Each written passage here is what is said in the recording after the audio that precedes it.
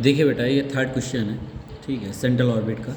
दो वीडियोस में पहले डाल चुका हूँ, उनको देख लीजिएगा, ये इंपॉर्टेंट क्वेश्चन है, ठीक है।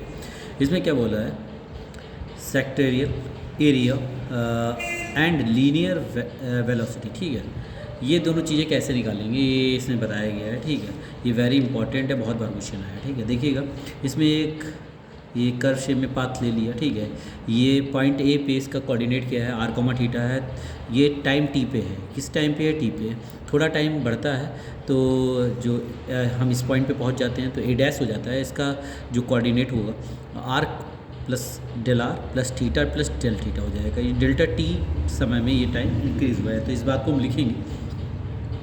Late at any point T at any time T the particle we at A पर है, आर कॉमा थीटा कोऑर्डिनेट लिखेंगे। And at time T plus delta T, अगर टाइम थोड़ा बढ़ जाएगा तो जो हमारा T plus delta T it will be at A dash, तो इसके कोऑर्डिनेट भी लिख दिए, ठीक है। फिर उसके बाद ओ ए की वैल्यू आर है, यहाँ से लेकर ये वैल्यू आर हो जाएगी, ठीक है।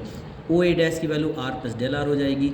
ये एंगल आपका, ये जो एंगल है, ये एंगल डेल थीटा हो जाएगा, ठीक है, लिख भी दिया है। एरिया ऑफ ट्रायंगल, जो ट्रायंगल बन रहा है ए ओ A dash, A O A dash, इसका जो एरिया होगा, ठीक है, ये ट्रायंगल जो भी यहाँ से आप ऐसे मिला देंगे इसको बनेगा, ठीक है। तो ये 1/2 क्या हो जाएगा, ओ ए ओ डैश, ये ओ ए और ओ डैश, क्योंकि ये चाप है ना। और साइन एंगल कौन सा हो जाएगा, ए ओ, ये वाला, इस एंगल की बात की गई है जो भी इसके साथ है, साइन के साथ ये एंगल आ जाएगा, ठीक है।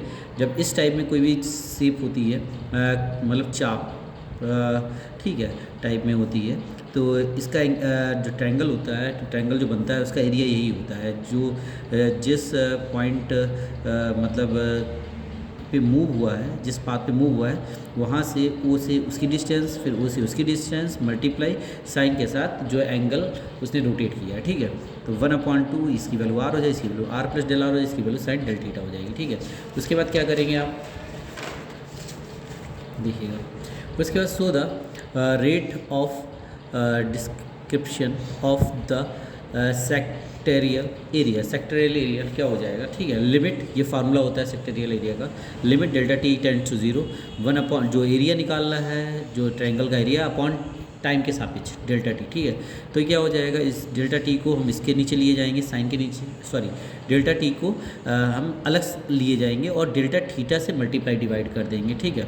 मल्टीप्लाई डिवाइड कर देंगे, उसके बाद हम इसे मूव करेंगे तो यहाँ डेल्टा टी की वैल्यू क्या हो जाएगी, इसकी वैल्यू क्या हो जाएगी, इसकी वैल्यू आपकी 1 हो जाएगी, तो 1 हो जाती है, ठीक है।